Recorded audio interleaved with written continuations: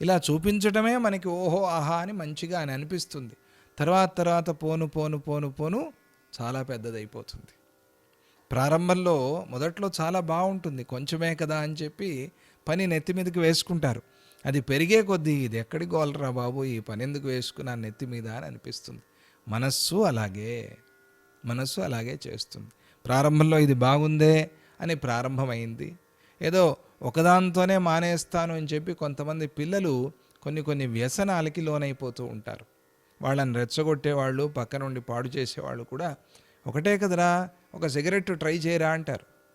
వీడు అనుకుంటాడు ఒకటే కదా అని చెప్పి ప్రారంభిస్తాం, అంతే ఇంకా ఒకటే ఒకటే ఒకటే ఒకటే అయిపో ఆ ఒకటి ప్లస్ ప్లస్ ప్లస్ ఇంకా జీవితాంతం వ్యసనంగా అయిపోతుంది మనస్సు. అలా ప్రకారంగా ఇది రకరకాల సంకల్పాలు చేయించి ఈ ప్రపంచానంతా కూడా మనకి చూపిస్తోంది.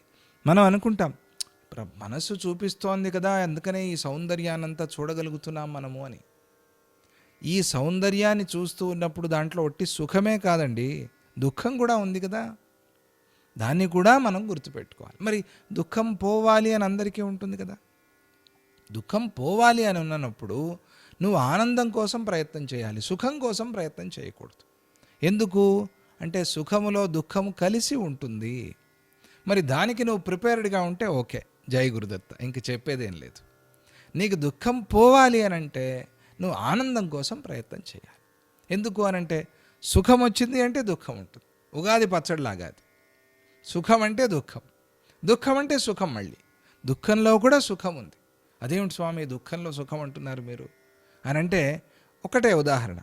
ఇప్పుడు జ్వరం వచ్చింది అనుకోండి, జ్వరం వచ్చినప్పుడు దుఃఖం, అమ్మో శరీరం అంతా కాలిపోతూ ఉంటుంది, చాలా కష్టం.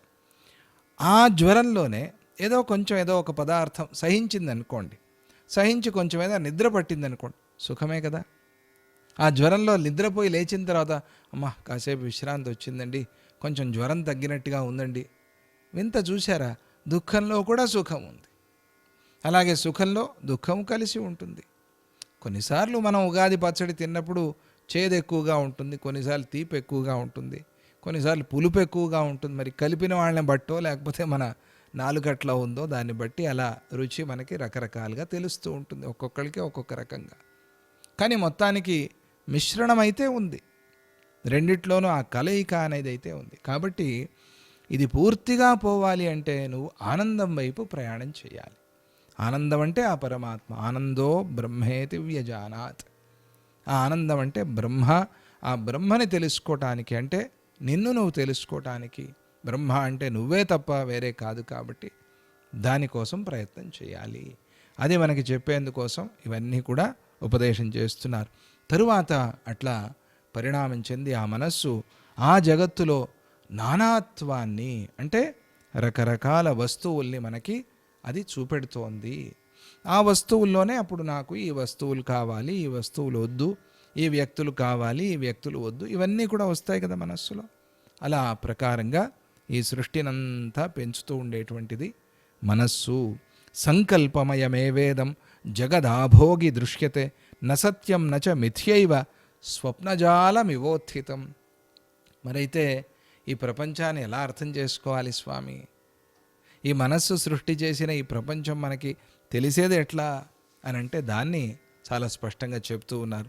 కేవలం సమష్టి మనస్సు చేసేటువంటి సంకల్పాలే చాలా విస్తారంగా విస్తృతంగా విస్తరించి ఉండేటువంటి ఈ జగత్తులాగా మనకి కనిపిస్తూ ఉన్నాయి. ఆ సంకల్పాలే జగద్రూపంగా కనిపిస్తూ ఉన్నాయి. సమష్టి మనస్సు చేసిన ఒక సంకల్పం. సమష్టి మనస్సు ఎందుకు సంకల్పం చేస్తుంది అనంటే మనవన్నీ అక్కడ ఉన్నాయి కాబట్టి. ఏది ఇందాక చెప్పుకున్నామే, ఫోను కంప్యూటర్ ఉదాహరణ, ఇవన్నీ ఎక్కడుంటాయి? ఆ కంపెనీ వాడి ఒక స్టేషన్ ఉంటుంది, ఇది మదర్ సర్వర్ అని చెప్తారు దానికి, పెద్దది అక్కడ ఉంటుంది, అక్కడి నుంచి పంపిస్తారు. ఇప్పుడు ఇది క్లౌడ్ మెమొరీ అని పెట్టారు కదా, అక్కడ ఉంటుంది, అక్కడి నుంచి నీకు అన్నీ వస్తాయి. నీవే అవి, వాళ్ళవేం కావు, నీవే అక్కడ ఉంటాయి. నువ్వు అడిగినప్పుడు నువ్వు తీసుకున్నప్పుడు మళ్ళీ అవన్నీ కూడా అదే ప్రకారంగా వస్తున్నాయా లేదా? అలాగే సృష్టికర్త అయిన బ్రహ్మగారు ఆయన ఏదో సొంతంగా వీడిని ఇక్కడ పడేద్దాము, వాడిని అక్కడ పైకి లేపుదాము, ఇట్లా అంతా ఏమీ అనుకోడు. మనము ఏది చేసి పెట్టుకున్నామో, మన కర్మ ఎట్లా ఉందో, మన సంకల్పాలు ఎలా ఉన్నాయో దాన్ని బట్టే దానికి తగ్గట్టుగానే ఆయన సంకల్పం చేస్తాడు. మరైతే ఆయన చేసేదేముంది? ఆయన భగవంతుడు కదా, మరి ఆయన ఎందుకు ప్రార్థన చేయాలి అనంటే ఆయన మనస్సుని శుద్ధం చేస్తాడు. ఆయన యొక్క సన్నిధితో, ఆయన పరమశుద్ధమైన వాడు కాబట్టి ఆయన సన్నిధితో ఇది శుద్ధమైపోతుంది. ఆయన సన్నిధిని మనం గుర్తు చేసుకోవటమే భగవన్నామ స్మరణ. ఇదే సాధన, ఇదే అనుష్ఠానం.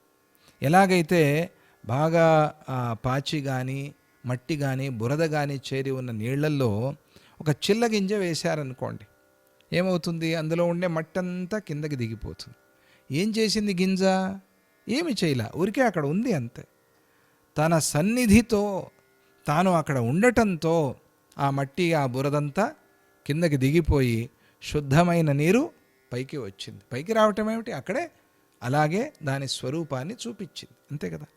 అదే ప్రకారంగా ఒక వెలుగు, ఒక లైట్ వేశాం, ఏం చేసింది వెలుగు? చీకటి పారిపోవని ఏమైనా చెప్పిందా? చీకటితో ఏమైనా యుద్ధం చేసిందా? కవులు చెప్పినట్టుగా ఏమీ చేయటంలా. అక్కడ ఆ వెలుగు, ఆ లైట్ ఉంది అంతే. ఉండటంతోనే చీకటి పోయింది. ఎక్కడికి పోయింది ఏమో మనకెందుకు, వెలుగులోకే పోయింది. ఎందుకు? ఉన్నది వెలుగే కాబట్టి. ఆ ప్రకారంగా భగవంతుడి స్మరణ సన్నిధితో మనస్సు శుద్ధమవుతుంది. అందువల్ల ఈశ్వర అర్పణ బుద్ధితో భగవంతుడికి భక్తితో మనము నామస్మరణ, కైంకర్యము, పూజ, సమర్పణ ఇవన్నీ కూడా చేయటం.